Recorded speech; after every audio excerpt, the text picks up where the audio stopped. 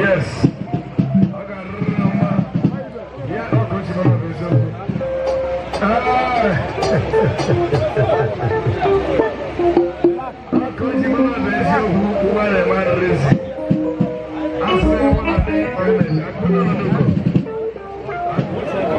Chief Charles popularly known as Igbo,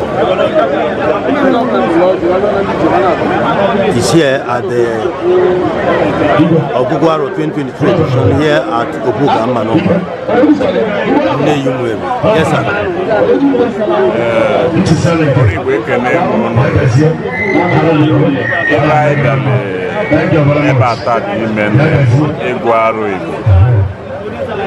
Tata bụ abụ na-abịa Igbo ka ndị ụbọchị abụ ka eji agụ arọ na ngwụsị ọnwa Igbo. Aja Umueri agụla anyị arọ n'ụbọchị tata ya ka anyị bịara. A na-asụ na onye ọbụla bịara ebe anụwa ka eji ụkwụ ka akwụkwọ ji wee bịa keke mma wana nwaanyị onye ọbụla bịara ebe anụwa tata mma ibe a dị Igbo ma dụrụ mma ibe ka anyị na-eme onye agbagbula anyị.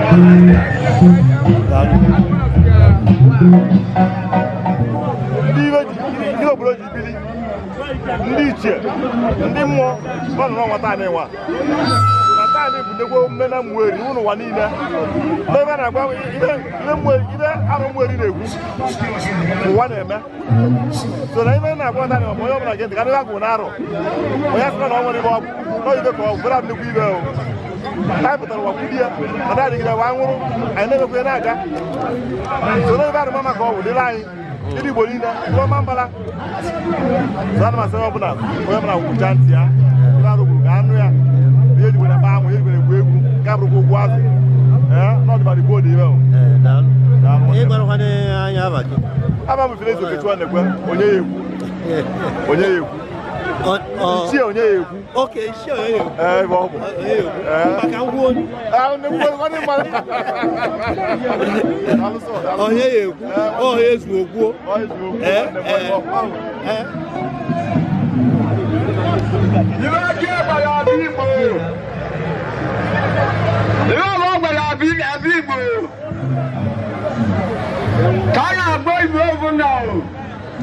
Baba mbo ndị iwe n'obodo mere agbakọ iwe abalị ma n'ime jiri ewu ka nya dị n'ime Umueri enye m unu abịa Igbo ekenye m unu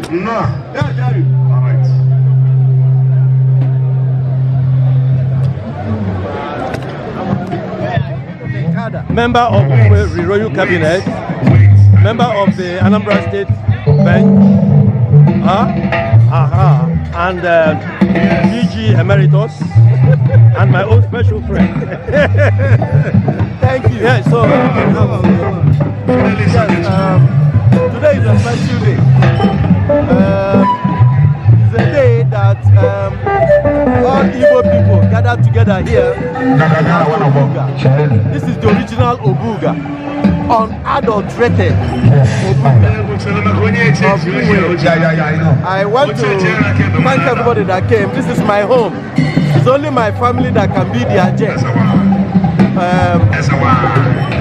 And my Lord, the affairs of this kind of ceremony, it comes once in a year. Like he said, it's the beginning. It marks the end of a particular year and the beginning of another. And it is my privilege to say it is my family that does it. We inherited it. We don't know how many years, but we know it is over 1 million years ago. Because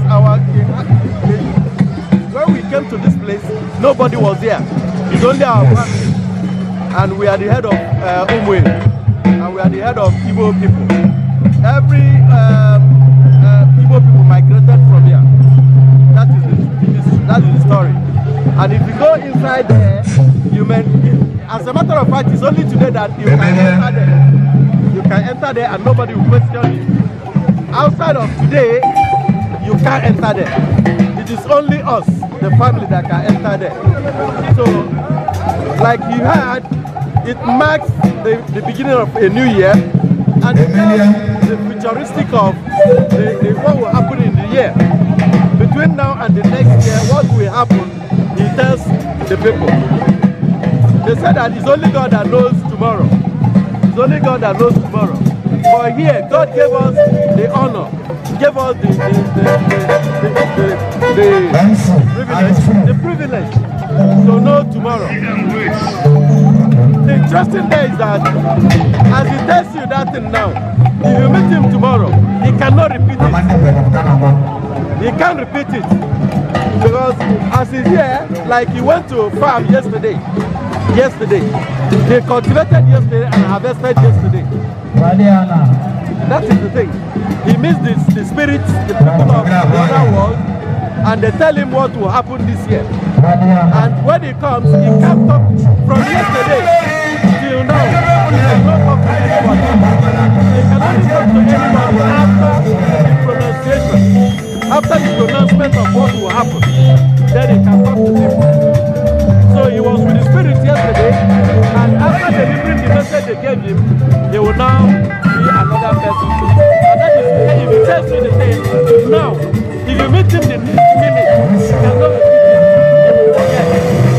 That is what it is. Thank you very much. Earlier today, a ceremony was also conducted at Umueri. The Igbo ceremony. How does it connect with this? A ceremony was conducted earlier this morning at Umueri. Igbo. How does it connect with this event?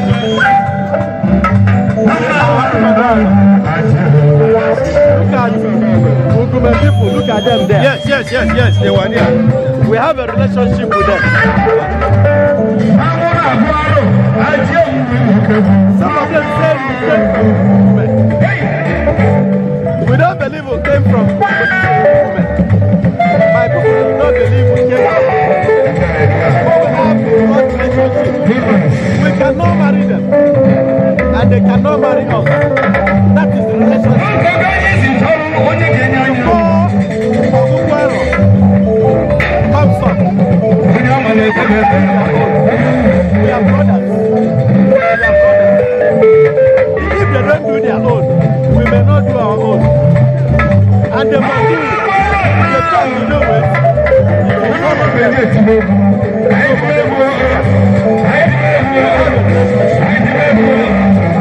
Thank you very much. Thank you. God bless you. Sir, what will you have to add to us?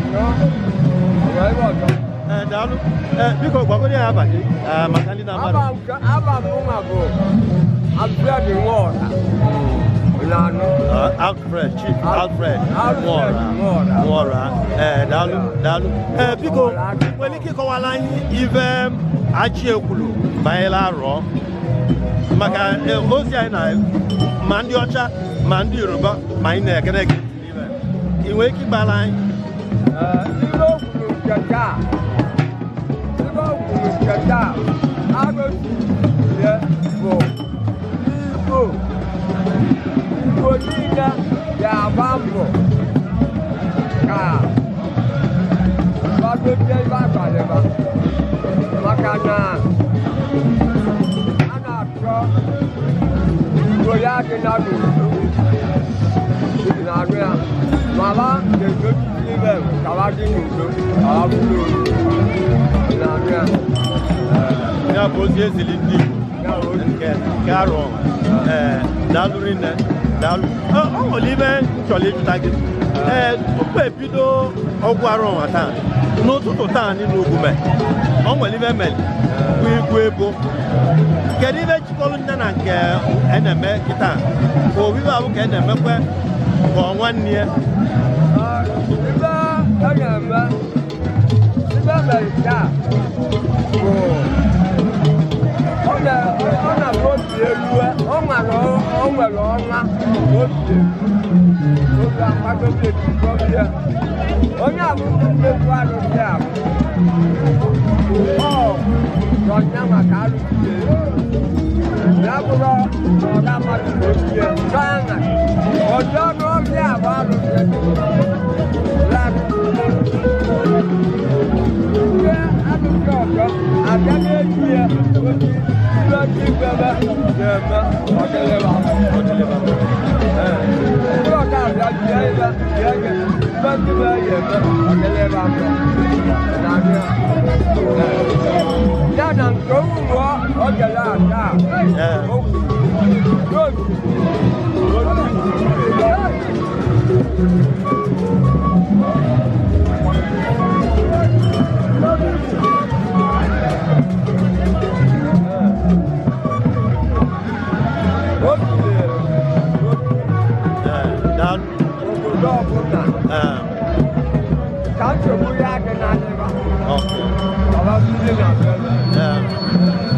ana m ajụ sị ọ bụ eme n'Ugume taa igwu ebo n'Ugume ụtụtụ taa ka a gụrụ ebo n'Ugume tupu ndị Ugume abụọ a na-abịazịa ọgwụgwụ ARO na-ajụ ọgwụgwụ ARO anyị na-agụ kịta na ebo abụọ agụrụ n'ụtụtụ kedu ibe chịkọrọ na abụọ mbọ dị iche iche ka ọ bụ nwanne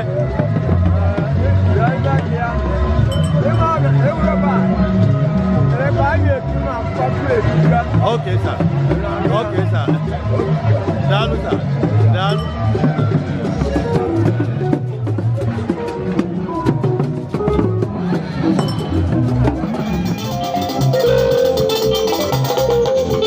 Aya kama laki mano woke.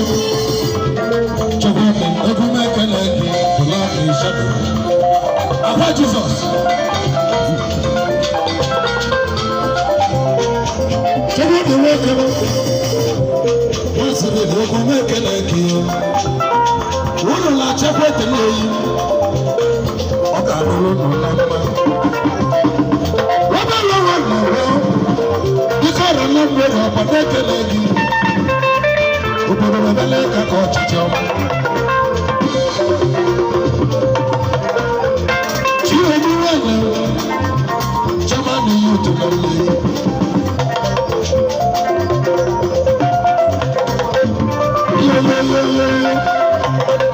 Olawu ni ibu amuta. Olawu ni ibu nufra. Oto wa bande keleki.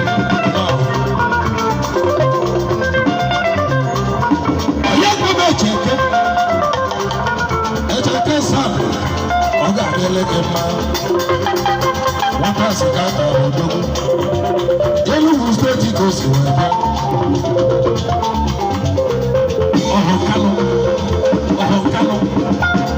The music of Opanda.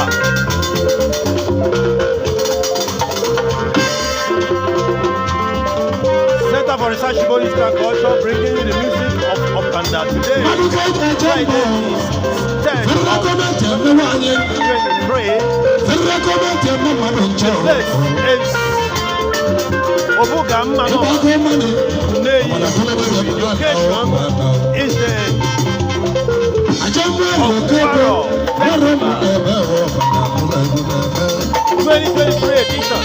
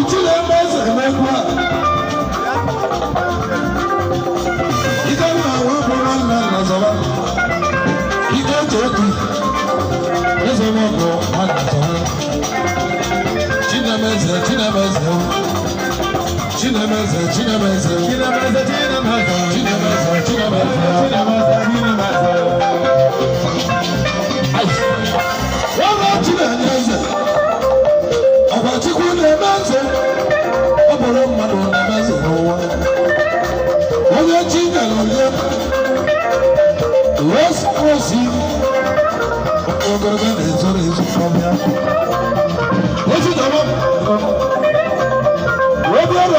about?